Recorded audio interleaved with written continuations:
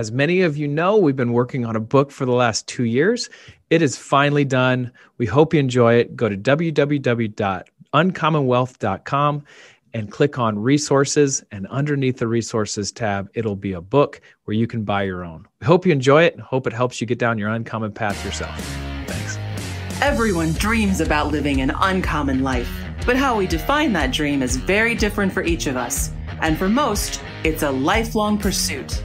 Welcome to the Uncommon Life Project podcast. We're going to introduce you to people who are living that life or enjoying the journey to get there. We're going to also give you some tools, tricks, and tips for starting or accelerating your own efforts to live an uncommon life, a life worth celebrating and savoring. Please welcome your hosts, Brian Dewhurst and Philip Ramsey. Hello and welcome everybody to another episode of the Uncommon Life Project, where I'm your host, Philip Ramsey. And I am Brian Dewhurst. I can't wait to get in this one. It's been a good time. Thank you for joining us. Man, we have got the guy, the myth, the legend, Craig Landis, with us today. I'm going to let Brian do the bio, and I'm going to tell you why I'm so freaking excited about this guy. All right. We have Craig Landis. He has been writing and public speaking for over 20 years. His business, Words Beyond Content, specializes in helping clients deliver compelling ideas through blog posts, news articles, eBooks, and full-length books. Craig's writing has appeared in Fast Company, Forbes, Entrepreneur, Inman News, and many other information idea platforms. You've probably read his content. When he's not writing, he enjoys time with his family, travel, hiking, kayaking, and being a microbrewery snob. Welcome to the show, Craig Landis. Oh, man. Let's go. Thank you very much. I feel like we should slow clap you in or something. We definitely need to get a mixing board with the slow clap, I think. Where it could just be starting when you start doing the bio. There you go. So good. Craig, man, thanks for being here. Thanks for all you've done. This is why I'm excited. I'm just going to say it. Craig has been the guy behind Brian and Philip writing our content. We give him outlines, and then he kind of ghost writes them for our website. We have over 250 articles, I believe, at this point. Mm-hmm. Craig has been probably the main reason why we've done those, because there's no way Brian and I have time for that. But he does such a good job. You do such a good job, man, is just kind of articulating our thoughts. So thank you for that. That's the first thing. All right. The second thing I want to say is Brian and I wrote a book. I should say Brian and I and Craig wrote a book. We delved into the ghostwriter world. So let's talk about ghostwriting in and of itself at first, and how did you get into it? But I want everybody on the listening to this to know that Craig is probably the main reason why we have a book now, because he did all the ghostwriting for us. And we actually put Craig's name in the beginning of our book, thanking him for all he's done. Wow. Like there is no, like we pull the veil off of this thing. Craig is the reason why. Well, and I think the other reason why we pull the veil off is because we want other entrepreneurs to know, some of the tricks of the trade, that like you can do some of these things, but you got to leverage other people's expertise. Philip and I's expertise is not writing. I will say that. Let me tell you this. Brian and I tried to write a book once. Brian did Google Translate, or what did you do? I did like a transcription service of all my thoughts while I was driving. Yeah. And so he comes to me and he was like, Philip, I wrote the book. It's all done. And I'm like, oh my goodness, like that's an efficient use of time. And so I opened this transcript up, and I'm telling you the first sentence, I was like, we have not written a book. Right. I don't know. It was basically a compilation of Brian's thoughts while he was driving. And I would say those thoughts were like underwater, because half of them weren't translated even correctly. Right. So there was a bit lost in translation. Sure. A little bit. I say that because what you do is super valuable, and I'm grateful that you're using the way that God's created you to help and impact others. You've done that for us. You should probably talk since you're the guest, and I'm just like gushing over you. But go for it, man. Yeah, well, I just appreciate that introduction, and appreciate you guys so much and your strengths. And I guess for me, it's been a journey to kind of embrace the gifts that God has given me and to use them to the fullest. And I'm still on that path, but I started this current iteration of what I'm doing about 3 years ago, and it's been super, super exciting. And I want to hear how you started down this. Where were you first? Were you like, so 3 years ago, 4 years ago, obviously you knew you were gifted at writing, but where were you before you started go down this uncommon path? Well, I'll start. I'll start at the very beginning, which is a number of years ago. So I was trained after college. I worked in New York City for a year and a half for Guidepost books, for Guidepost magazine. If you've ever heard of that, your grandma probably has Guideposts in the bathroom or whatever. So I worked there. So I worked there for a year and a half and enjoyed the editorial work that I was doing. So I was working with words, and I knew I had some strengths there.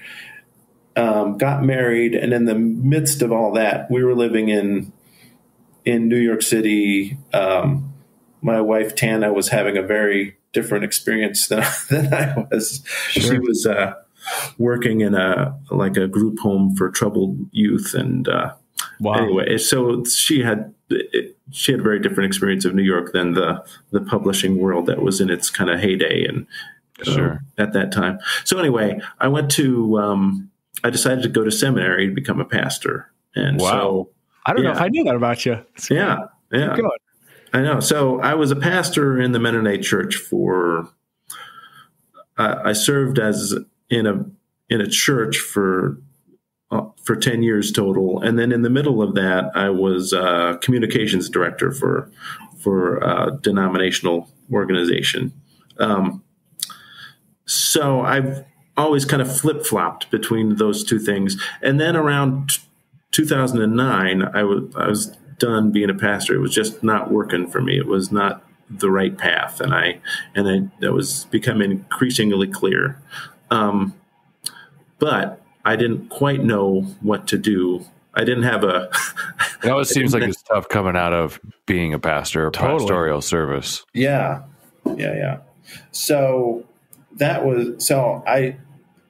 I didn't have the next steps planned out very well. Right. So my wife and I wound up, this is the most ridiculous turn we took. We started a brick and mortar, like an outdoor recreation business, because I wasn't getting enough. It was right at the start of the Great Recession, and the marketing world, there was no work to be had in marketing. So I couldn't get a foothold there. So we opened up this brick and mortar shop, as Amazon was crushing it. And so that was not a great situation. So I spent, another 3 or 4 years trying to figure out how to get a foothold in something. I did real estate for a while, which was fun and interesting. I did all right in real estate, but it wasn't really what I wanted to do long term.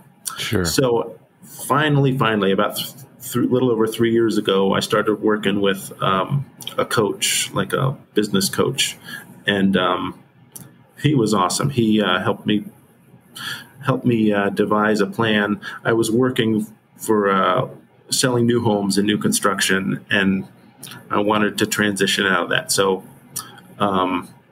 that was kind of the formulation for Words Beyond Content. Yeah, that was the formulation for Words Beyond Content. And instead of trying to be a full-service marketing company, which is what I had tried to do before, over and over, I kept hearing people say, "Oh, you're such a good writer. You're such a good writer." So finally, you just embraced it. I embraced it and said, "That's what I'm going to do. I'm not going to do a marketing company. I'm going to write for other marketing companies and for entrepreneurs and so kind of live behind the shadows." Yeah. So it's been super exciting. I think that's one of the hardest things for entrepreneurs is that initial niche down of like, well, I want to start a marketing firm. I've been around this. I got to be everything to everybody. But that's like really sage advice to say, let's not do that. Let's niche down and focus on the part that you really excel at or could excel at. Yeah. And not only that, like how much faster you were probably able to fill up full-time work for yourself being niched down versus trying to sell, the whole kit and caboodle. Exactly. And being stuck in something you don't really want to manage. Right. Well, and the other, before this, I had always tried to figure it out on my own every step of the way. And I just went to him, I think it was a total of 5 sessions.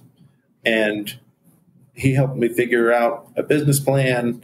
And the other thing he did was, that was really crucial. Like he said, put a list together of who you would ideally love to work with. Yep. And I put in a call to my moonshot client, and she said, "Oh yeah, let's get started." And then she introduced me to Drew, and then who introduced me to you guys, so it was the moonshot client, and then word of mouth really got me. And you stayed in your sweet spot. That's awesome. So let me tell you this. This is kind of a fun story. So when Brian and I first started getting into this, the whole podcast thing is like, it's just unknown. Who knows what's going to happen? Who's listening to it anyway? Right. Lord help us all. And so I remember telling Brian, like, as soon as the person that was marketing for us tells us that we're doing a good job, then I'll be satisfied, which is human nature, by the way. So he says like, hey, you guys are doing a great job. And I'm like, yeah, no. As soon as somebody that we don't know reaches out to us that we don't know that has heard the podcast, then I'll be satisfied. Craig Landis was that guy. So, no kidding. Oh yeah. You were the first person, and you called like 2 days after I said that week. It was something super soon. Wow. And I knew that we had something special that we were encouraging others. Yeah. And so just to be able to sit down, listen to what's going on with you, and encourage you down this path has been a joy for Brian and I, and seeing where you're at now. Yeah. But man, those things that you did and that coach has helped you with, niching down, calling those people and starting to get traction has to be like one of the most joyous things of your life. Now that you're sitting where you're at, like, wait, you're paying me for this? And it's valuable to Brian and I, because like we can't, like, again, going back to the first part of the show, we can't do it by ourselves. Right. It was just daunting. I kind of want to take the conversation a little bit just to give a tool to our listeners. Content is grueling as a business owner, and coming up with content. I have a ton of content ideas, but structuring them for other people to understand and writing them and polishing and publishing, that's a whole different deal. And you've been, intricate in that process for us. And, writing articles then led to, you've written, I think, 7 or 8 eBooks for us that are on our website. And then obviously that then translated into the first book. And so it was kind of that stepping stone process for me that was freeing to, like, I don't need to think about writing a book all at once. I don't even need to really think about writing the whole ebook all at once. Yep. And so we kind of started batching articles into just groups of 5 on one topic.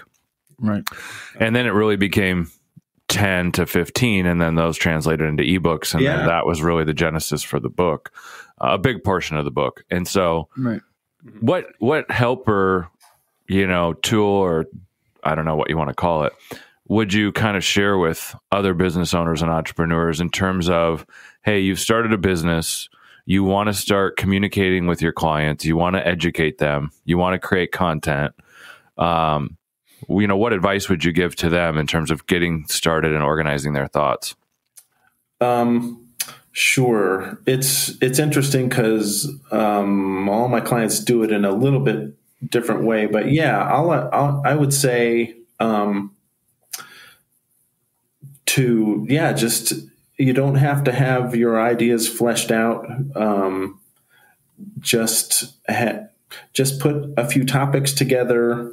And this is some good advice that I heard recently. Before you, like if you're wanting to launch a content aspect of how you help people through your business, before you hit publish, get 2 or 3 months worth of content pulled together ahead of time. So start to fill. So I'd say number one, start with an idea and get somebody to help you that has that skill set to flesh out those ideas.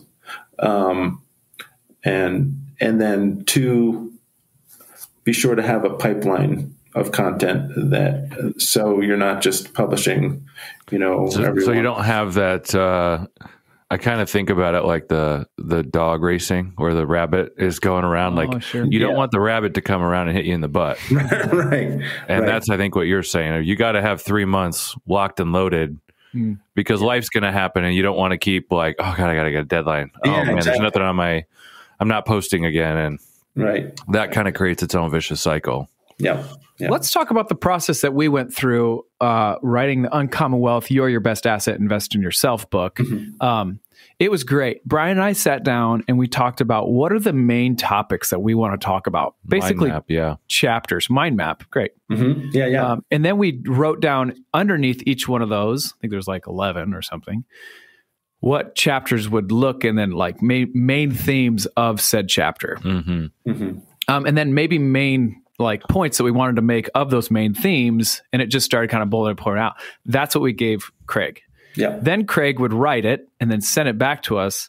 Brian and I would read it and be like, oh, we would change this, this, and that. We would change this, and that. Right. By the end of it, we got a book. It's pretty sweet. But yeah, it's funny because I hated English as a kid. I mean, I hated it. And it's interesting because my kids, obviously I have 3 kids now, and one of them is just like, I hate English. I'm like, dude, I totally understand that. I totally know where you're at.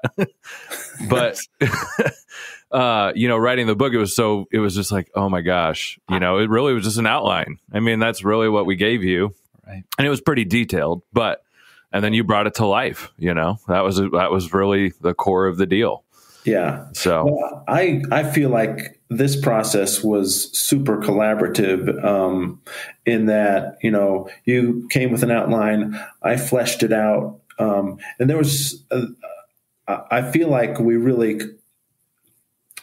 I started at ghostwriting, but I feel like we co-wrote it at this point with the back and forth. And you have the knowledge, you have the expertise, and I have the wordsmithing, and between that back and forth, we really came up with something. And that's ultimately why we wanted your name in the book, because it was such a collaborative process, and we were so proud of that.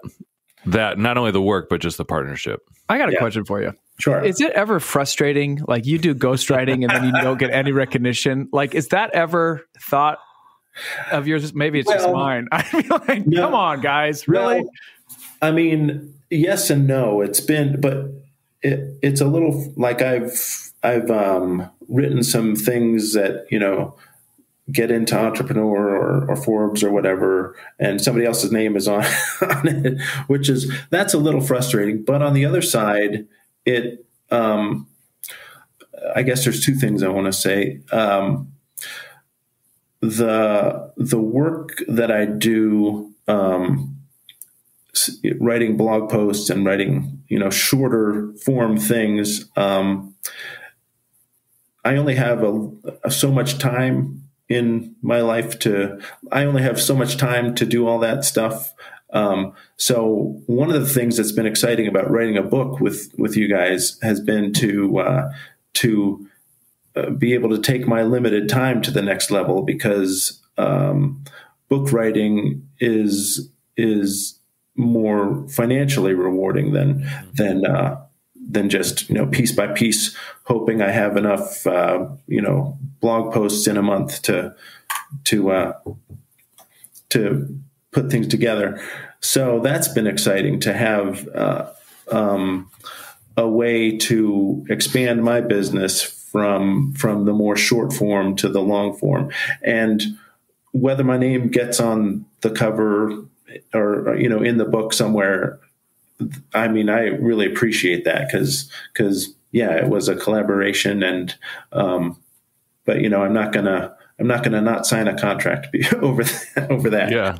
But the other thing that has happened is the ghostwriting that I've been doing has allowed me, a base salary enough that I can start doing my own writing. So I've got 2 book projects of my own in the works that I'm super excited about. So what do you write about, Craig? What does Craig write about when he's not ghostwriting for Philip and Brian?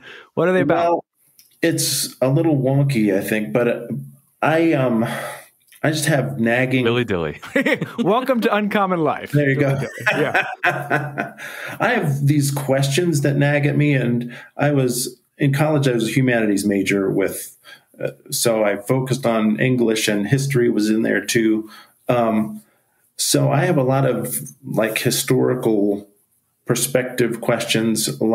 So this first book I'm writing is, it's the title I'm working on is A Brief History of White Nonsense. So it's asking the question, basically I started with what the heck is going on right now with, in the U.S., people of color are unhappy. There's a segment of white people that are expressing a lot of frustration. What's behind that? So I wanted to write a very short book. So it's going to be 100 pages or less about the 1400s to now and the through lines between, and I call it white nonsense. It's the whole idea of colonialism, how white people got here, and the experience, especially of African Americans and Native Americans in that whole mix. And so anyway, I saw a space that was needed. I've read history books. I read a Doris Kearns Goodwin book about the Roosevelts that it's 800 pages, and it took me 3 years to read it. So, wow. So what I'm looking to do is explore these kind of history bites, and historybites.com was taken, so I can't use that. But these historical things that we should all have a common understanding of, and distill those into something very brief that people can say, oh, okay, so colonialism happened and slavery happened and the 14th Amendment came along and it solved some problems but created some others, and mass incarceration and all this, and reservations and all of this stuff so to answer the question, it started with the question, what the heck is going on? Yeah. Right. And so that's book one. And the other book I'm working on is kind of related. It's kind of in your guys' field.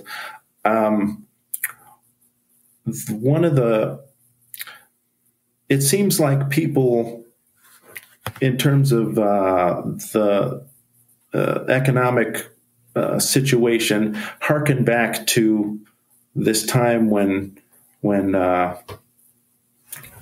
it was easier for the middle class. So the next book is kind of an exploration of kind of the invention of the middle class, the explosion of the middle class in the post-war era, and what's happening with the middle class today, and the explosion to the demise of the middle class. Exactly. It seems like, I mean, Brian says this a lot, is the middle class is starting to evaporate here. Exactly. Yeah. So I wanted to look at, it seems like there was, and this is back to the Doris Kearns Goodwin book about the Roosevelts. There was this, between Roosevelt and Eisenhower, between liberal and conservative or whatever, there was this détente that between the 40s and early 70s, something got figured out. And I look at one of the things that really strikes me is my brother's father-in-law. He's like, this is the story that kind of hooked me into this topic. He worked at Ford. He became like a manager on the shop floor or whatever. And he had a good life. They had a second home on a lake that they eventually moved into and made that their full-time home.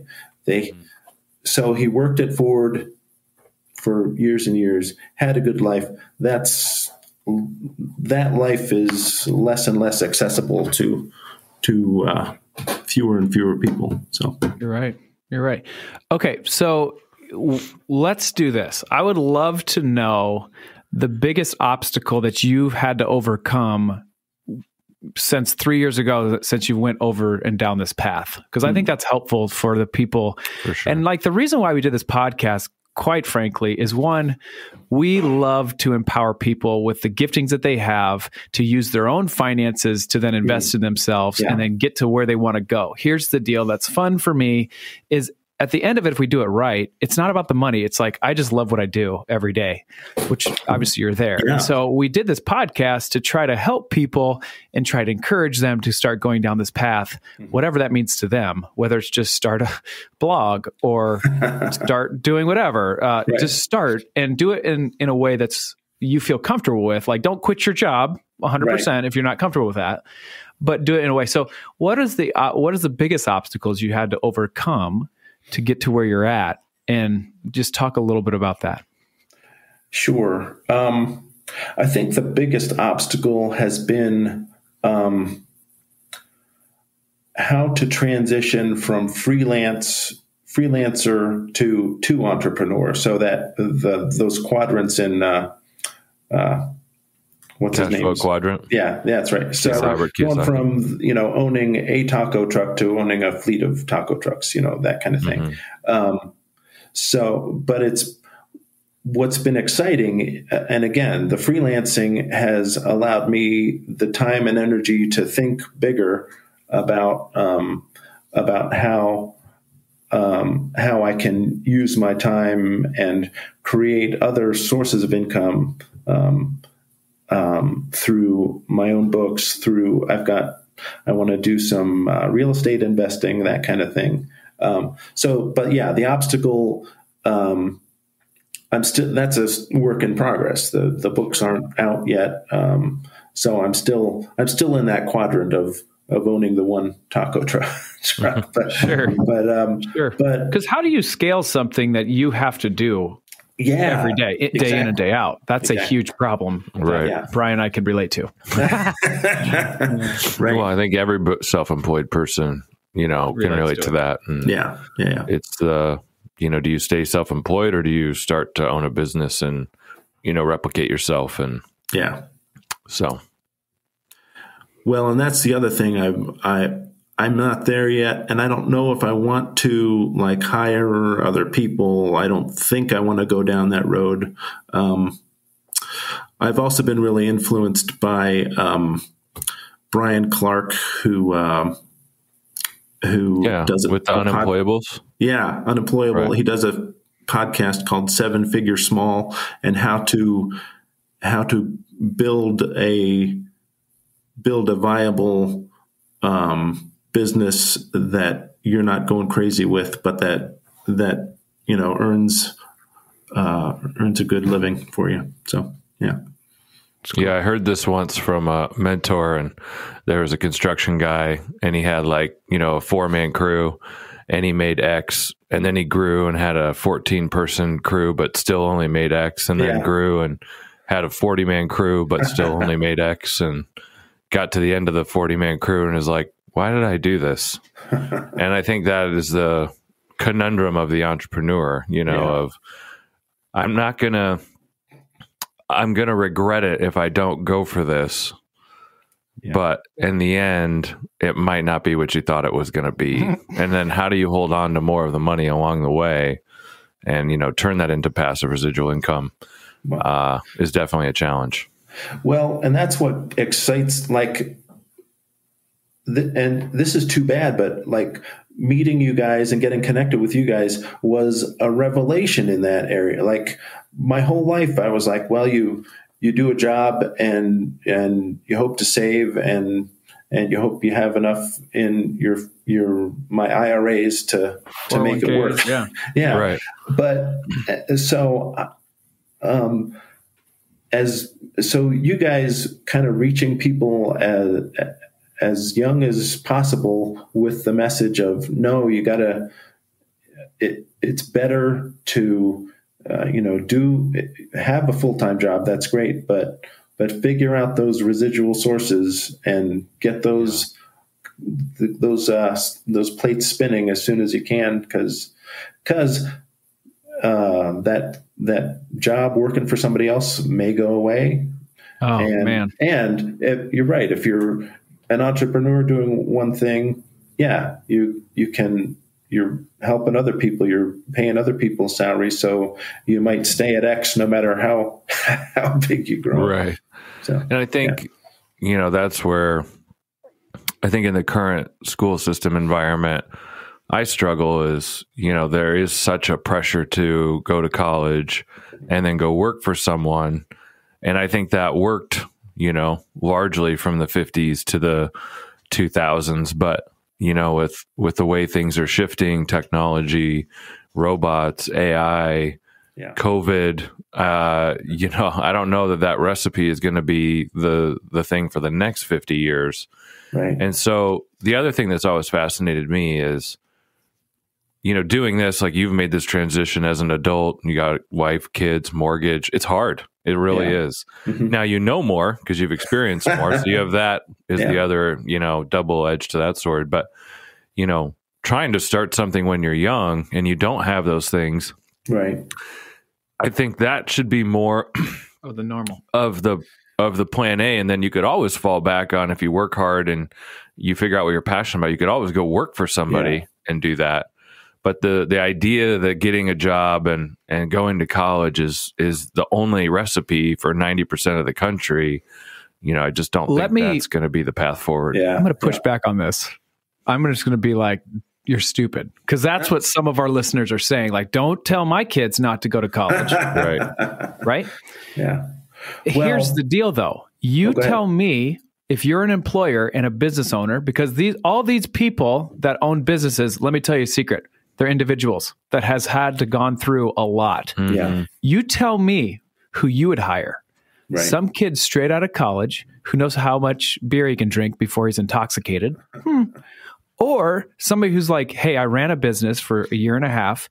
This is what I learned. This is what I've actually felt like sank my business. And this is what I'm looking for.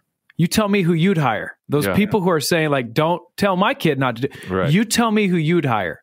You would hire that individual who just ran a business, I think. Right. Yes. Well, and kids and entrepreneurs, let me tell you, kids and business owners who are hiring, let me tell you, crashing and burning in your 40s is not something you want to experience. Right. I just remember coming to you guys the first time and just, it was like broken. What the hell just happened? Yeah. Oh man. It's the visual of, I don't know if we can talk about this. I can't remember in the cancel culture, but Humpty Dumpty who fell off a wall and had to get put back together. You're saying like, you don't want to go through that in your mid 30s and 40s. Man. Yeah. Exactly. Let me tell you a quick story. I love my church, and there was a guy named Sheldon Spears who came and he was like, hey, help me. I'm just coming out of community college. I have an idea. What should I do? And I was like, brother, go after it. Yeah. Anyway, he just called me or texted me, I'd say 2 months ago or something, and just said he just got his biggest contract. That contract will be taking him out of the workforce and making him run 100% at the business that he's in. Like, awesome. You can't tell me that that's not impactful. Like, it's so cool. The other thing about this is, and kind of like what you're saying with some of the books you're writing, it sounds great to have a $15 minimum wage and all of that. But what it's really doing, all these rules and regulations, it's really forcing business owners to just hire contract employees. And especially when you look at the trends of the millennials And the younger generations, the biggest employee benefit they want is time freedom. They want to be able to like do their job from a beach or, a van, in a national park and just get the work done. And so a lot of this stuff that we're talking about, politically or economically, like it's hurting people's ability to have jobs and for business owners to hire people. And so, largely, it's being done through contract work. And so then all those rules get to be avoided. And we're missing the point, I think, with some of the legislation that's being discussed of how do we really encourage a economic United States. And it's not by more rules and mandates. It's with a lot less, in my opinion. Yeah. Yeah.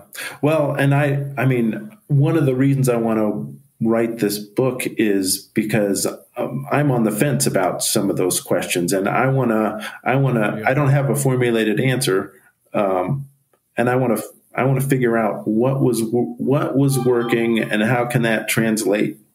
Now, how does that translate now? But like you were saying, this is a way different world than 1950. So what needs to adapt? The strength of the dollar and the lack of, deficit spending in the 50s and 60s, to me, was a very big part of that era's, it was a 20-year economic boom. Mm-hmm. And, there was just a lot of investment being made, and the dollar was really strong.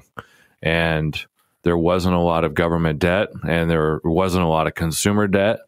And, that ratio really allowed the expansion of the middle class. Mm-hmm. Mm-hmm. Well, not to answer your questions of your book or not. Right. I'm just kidding. But there was also the social safety net that was in that. So I wonder how those interplay with each other. That's we should do a podcast on that topic. I'd love to do that, by the way. I'm an economics major, so where are you going, and how can our listeners find you and interact with you, Craig? And then I want to land the plane because I have 4 main points that you said that I think are really good. So cool. Hot rod. So people can reach me at wordsbeyondcontent.com. I'm available for, you're open for business. Open for business. Absolutely. So I'm excited to work with people who are looking to, share their thoughts. But writing isn't their strong suit, or they just don't have time. That's right on my website. We're all time deprived, and nobody cares what you have to say unless it's compelling. And so that's what I try to do, is write compelling content for people who don't have time to get to it themselves. Nice. Perfect. Okay, here's my 4 takeaways. I'd say 3 and then 1 bonus that you just said. And then Brian, you can close it out. But here's my 4 takeaways. Niche down. Mm-hmm. First thing that you have to do is niche down so you can find the perfect client type or patient type for you and your gifting. That's the first thing. And I think you did that great. List out some potential clients, some people who are like dreamers to schemers to like never going to happen, but let's try it anyway. I think that's smart. And you did that well. And the first person you called said, green light, go. So you knew you had something special. Yeah. And then surround yourself with people who are going to encourage you. You talked about the coaches. You talked about like you and Brian and I were helpful in that quest, but helping somebody or reaching out to somebody that's going to kind of see you through the forest and the trees. Like, this is where you're going. This is how I think I see potential in you. I love my favorite definition of a mentor is a person that sees more in you than you see in yourself and is willing to prove it to you. Reach out, get a community, have it help you walk through that. It's powerful. The last one that I would say is my bonus, Jerry, is if you have a question, do your own research. Like, don't be influenced by other people's opinions. And that is that is words of wisdom right now, is like, do your own research in anything. And we got a fifth one. Oh. Don't think that you have to be stuck in your career. You did it at a later age, but what a awesome journey you've been on. And it's been fun to watch your success moving forward. And so I can't thank you enough for just the investment in time and using your expertise to help our business get to where it's at. And I'm excited to see where you're going in the future. So that's what I got. Much. All right. Awesome. Kudos to you. It was really fun conversation. You guys are awesome and appreciate it. Well, thank you, Craig. Thanks for joining us today and all that you do for us. And this has been your show, The Uncommon Life Project. And I'm your host, Brian Dewhurst. And I'm Philip Ramsey. Until next time, go be uncommon. Thanks, everybody. Bye-bye.